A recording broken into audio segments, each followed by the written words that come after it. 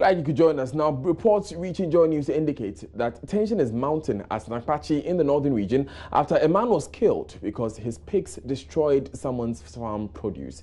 Now, northern region correspondent Martina Bugri joins us on the phone with more. Martina, what do we know about this killing? What I gather is that a man pig invaded someone's farm and then destroyed the produce. And so the owner of the farm had a misunderstanding with him because of that. And he shot the one whose pigs entered into his farm, injuring him. And the one who owns the farm is a Dagomba man, and the one who owns the pigs is a Konkomba man. And so the Konkomba tribe mobilized, and also there was a reprisal attack, I'm told. What we know is that these two tribes have had several conflicts in the region, and so speaking to some of the people, they are afraid that if this situation is not brought under control, it could escalate to a bigger issue. So, Martina, what this is it's escalating into a tribal conflict. Exactly. I'm told they are burning of houses. That I can't independently confirm because the guy I was speaking to said he had to run and so he couldn't speak to me. But the police PRO earlier on said he didn't have information. But before I came on air, he said he has taken some information and would be able to speak to us on the details about the conflict. Has he told us if the police are going to move in anytime soon? That he hasn't told me, but I'm sure that we'll get all those answers when he comes. Have there been any arrests made at all? None that I have heard of. Thank you, Martina Bugri, for bringing us the latest on this matter. Joining us on the line as well is Assemblyman for the area, Timothy Bwedi. Good afternoon, sir. Thanks for your time. Sure. What more can you tell us about this conflict? Is it really a tribal conflict, or it's just two men who don't understand each other? Yeah, it's very true. This early morning around 6 o'clock, a boy came and informed me about the incident. In fact, quickly I got there and I saw that one Nina is shot down and a pig lying down dead. Okay. And so the one who did that, the Alasan guy who shot Nina, has run away. So I didn't go to meet Alasan there. Right. I think, yeah. So go ahead with the narration, Mr. Dabai. Okay. And so when I asked, I'm told that from the old man at that settlement, Alasan farm just close to the settlement. Initially, they told him that if you farm here, that is where the animals be. So if you farm here, you know you can control, fine. But if you cannot, don't do. Then he agreed. It was an agreement. He did the farming. He controlled up to this level. We don't know what happened. This morning, they had a gunshot. Boom. So they went there to find out. They went, Alasan was there, and the pig was lying down there. And so one Nina asked, why did you shoot the pig? What happened?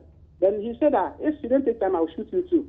And before I realized, he shot him down and ran away with the gun. So we can't find the man now?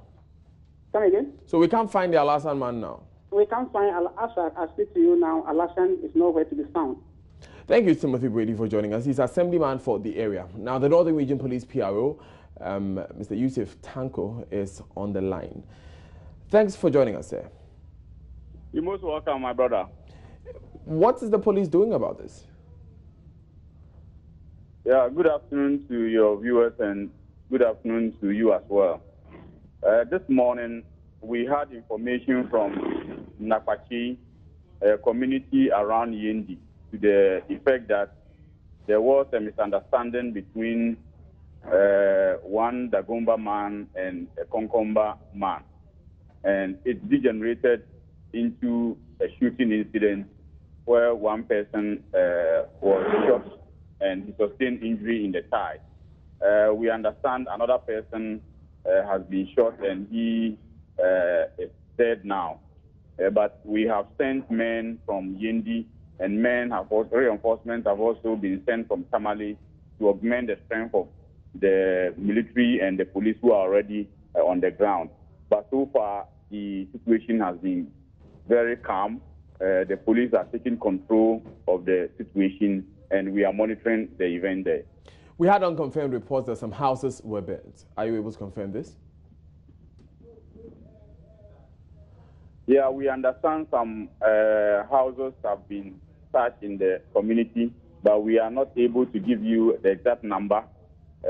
Later on, if when we've been able to gather all the necessary details, we'll be able to do that. Beyond the killing of this initial person, has there been any injury recorded, any death? Yeah, so far one person is said to be injured. That is after the initial shooting? That is the initial shooting, not after that. The initial shooting. So yeah. This person who was shot over his pigs is alive? He has been taken to hospital and he's responding to treatment according to the information that I have so far. Right, that's the information you have. Okay. Thank you, Mr. But finally, have any arrests been made? I didn't get that, please. Have any arrests been made? Not yet. Right. The focus of the police now is to ensure we calm down the situation after investigations will be instituted to find out whoever was complicit in the disturbance. We're grateful for your time. We'll now move to the Volta region, where the National Association of Graduate Teachers in that part of the country has backed a request for a convalescing period for teachers of the Nkwanta Senior High School after a students' riot. Regional Chairman of the association, David Gelly, stressed the need for a break to enable teachers recover from the trauma they suffered. Mr. David Gelly, the Municipal Education Director, Dr. Kwame Tiatofe, has however promised to replace the 16 motorbikes belonging to the teachers which were damaged by students. We are not supporting any actions that the students have committed. So when we met the teachers, we told them point blank that we are only coming to solidarize with them and then listen to their plight. They have shared their concern. It's purely about their security and their safety. And so we have an assurance from the Municipal Chief Executive, the Municipal Education Directorate, or the Director, as well as the Headmaster, that all things are being put in place to make sure there is enough security for the teachers and also to psych them psychologically. For that one, I cannot say yet, because there are a lot of things that must be put in place to aid the teaching and learning.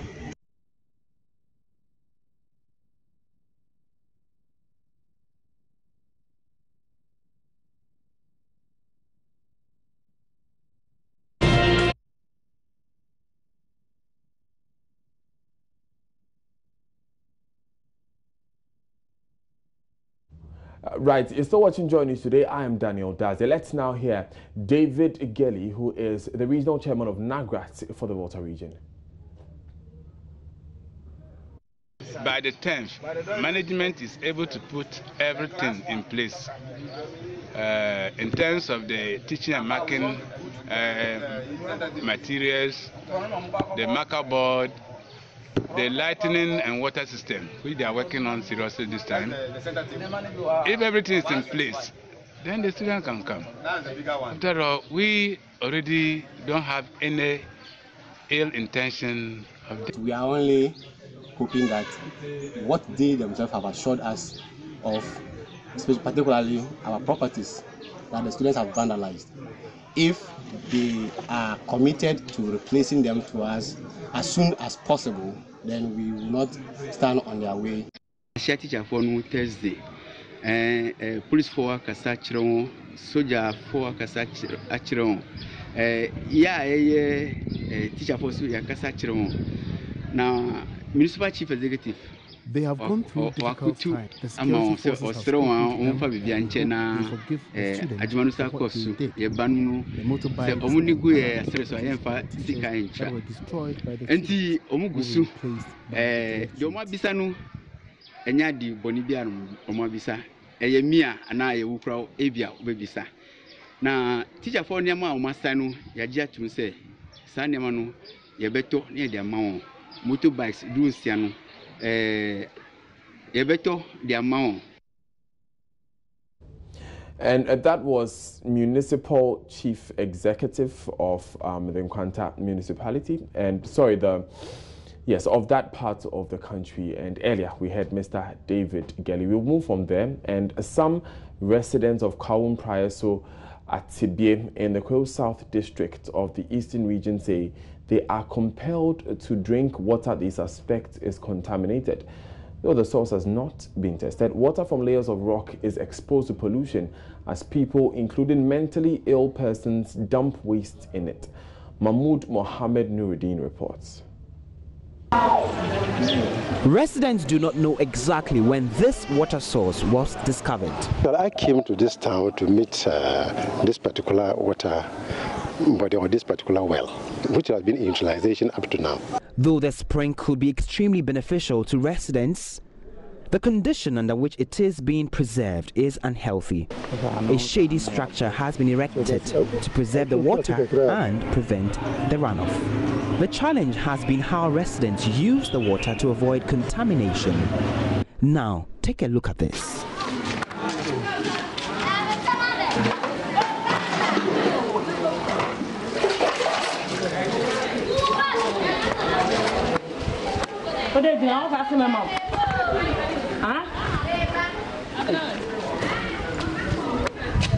Oh, count one.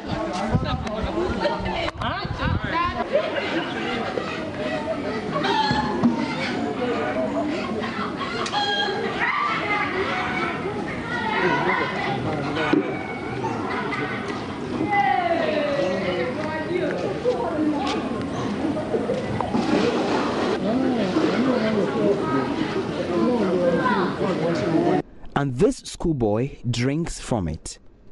He doesn't care about the state of the container he uses to fetch the water. All he wants is to quench his thirst.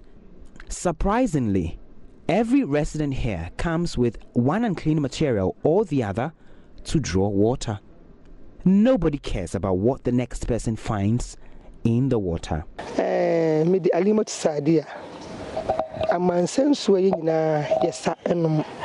My name is Halima Tisadia. We share this water with even animals and mentally challenged persons. The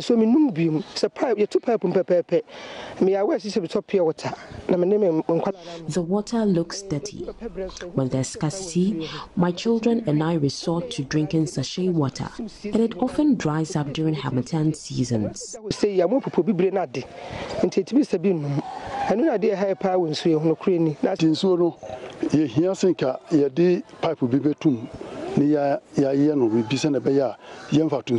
wish this source of water would be connected to a tap. People draw water with one unclean material or the other.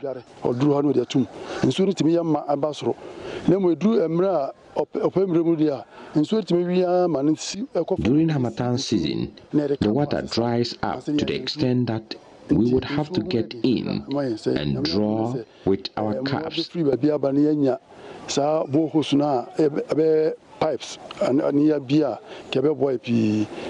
Getting an alternative source of water here is quite difficult. Well, we don't have enough water points here.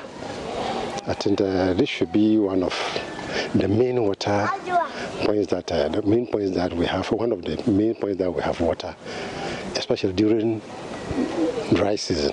Today, about 1.1 billion people worldwide have no access to safe water. A disproportionate number live in developing countries where water scarcity is so high. Ability to grow food and to build a stable economy have been severely hindered. Question is, could this natural source of water be constructed well to benefit large numbers of people in the town? At least a mini polytank could help. Or will the challenge of the people of Kweu Umpraso may be halfway solved with the construction of a borehole? Sheikh Muhsin Berfi is a representative of Saudi Arabia-based Wells Investment. The township is on the mountain, and you can see ideally getting water here wouldn't be an easy task. So the people here suffer from water. They spend a lot of money to dig down to get water, but they end up not getting it.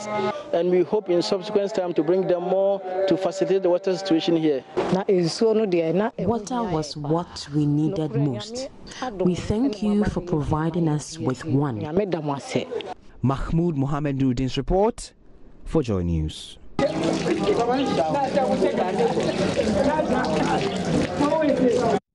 In Joy News today, I am Daniel Daze. We'll take these important messages. We'll be back.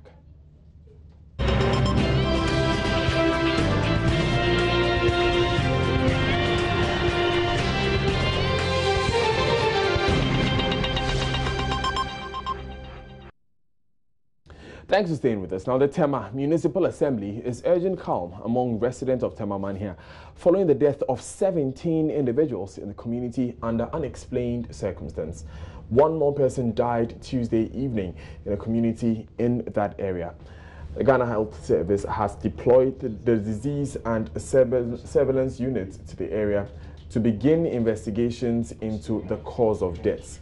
While awaiting the reports, the public relations officers of the Tema Metropolitan Assembly, Frank Asante, says they will decide on a day for a town hall meeting by close of today to update residents. In the meantime, residents are heeding the advice of the chief priest in the community by participating in a spiritual cleansing exercise at the beach. The one who's been following the story for us is Maxwell Agbagba. He joins us in the studio with more. Maxwell, Daniel, these citizens are dying under unexplained circumstances. What does that mean? Well, what we know is that 16 people died in the past 10 days at Tema here, Newtown. 16 people in the past 10 days died have died.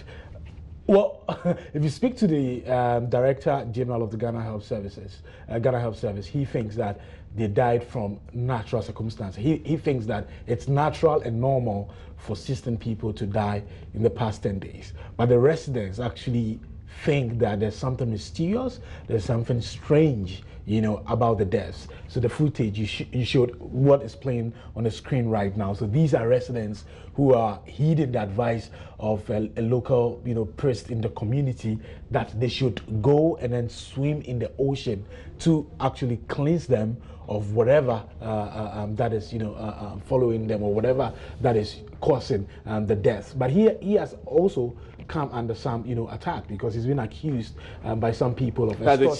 The chief priest. He's been accused of extorting monies from the people. But today, when I spoke to him, he's fighting off those accusations, saying that they just asked people to drop coins, in a bowl that he provided for them to be spiritually, cleansed. Today, why does he think they need to be spiritually cleansed? What have they done wrong?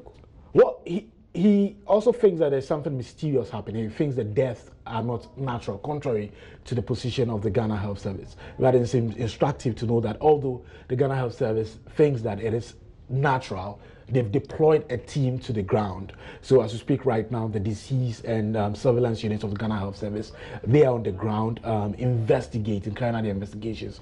We are sure that in the coming days, or perhaps in the coming hours, they should be able to give us their preliminary findings as to what exactly, is causing the deaths. But the residents think that these deaths are strange because, as I said yesterday, that was in the past 10 days, 16 people died.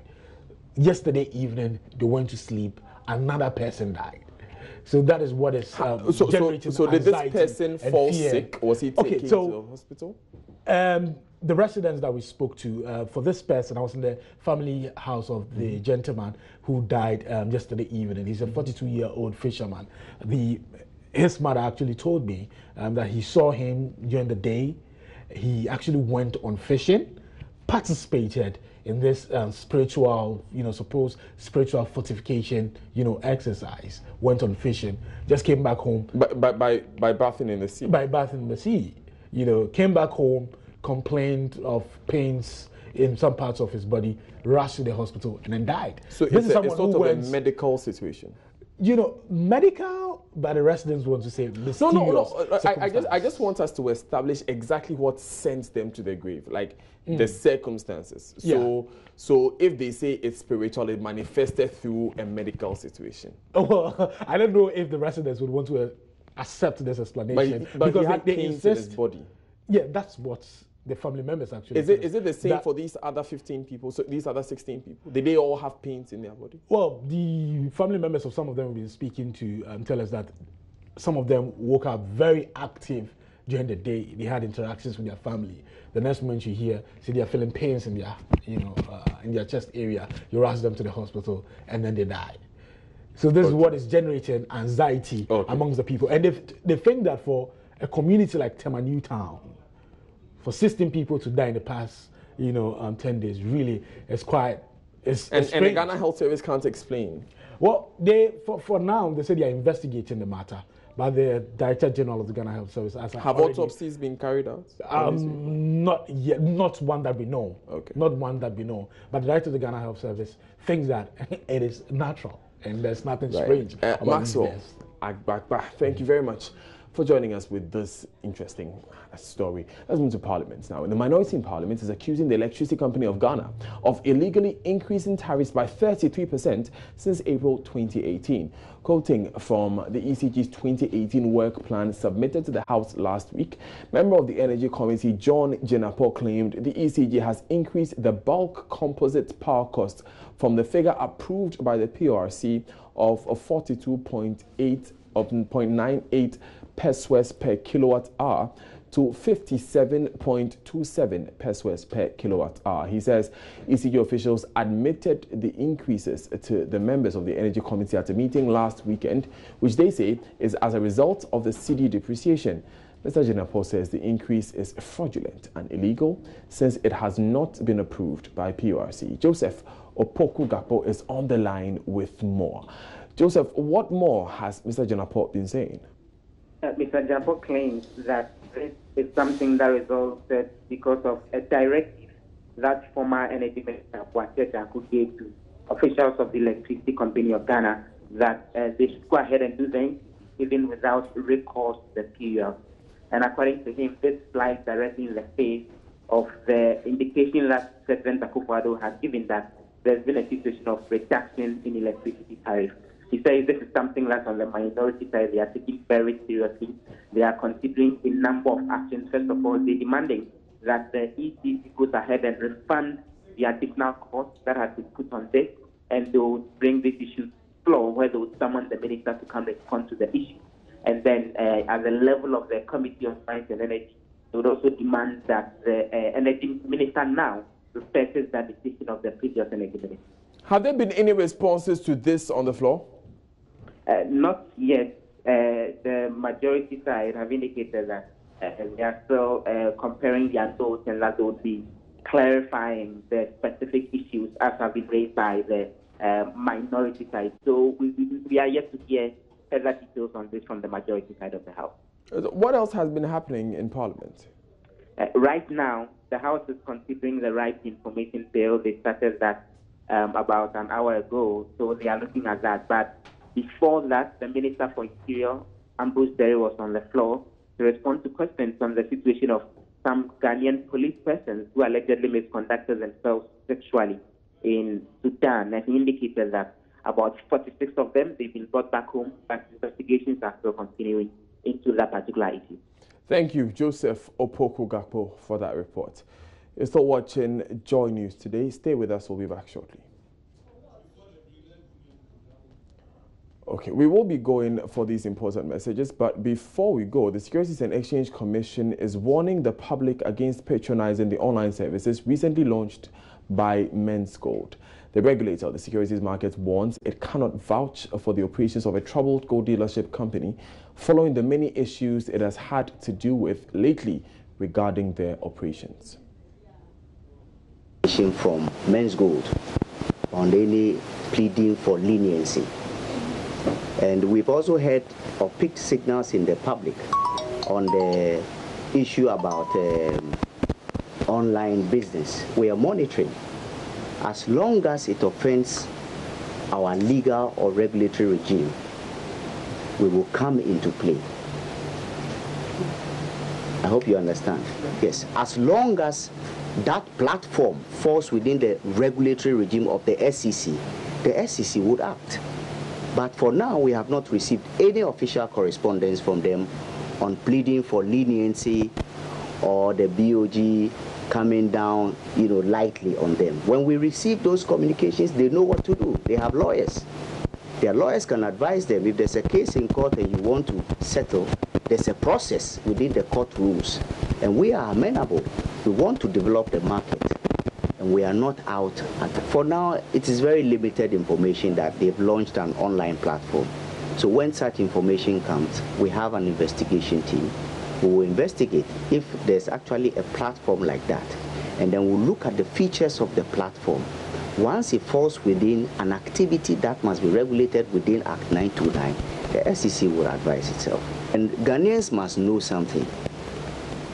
The SEC, if you go and do a business with a fund manager or an unlicensed market operator, and there are problems, it is very difficult for the regulator to fight that person on your behalf because you would have had a contractual relationship with that person. And if we are not a party to the transaction, it becomes difficult. So if it is true that an online platform has been launched, the public should know that you would need to be sure of what we are doing. And that's part of the reasons why we are having this discussion. We have to be sure of the transactions we engage in. We got the information, I think 2 or 3 days ago, about the launch of an online platform.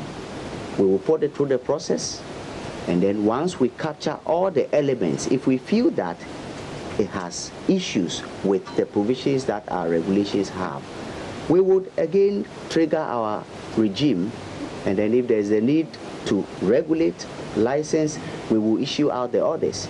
If it doesn't fall within our regime, we would not say anything. You're still watching Joy News Today. I am Daniel Dazie. Up next is Emmanuel Abwajiriafi with business.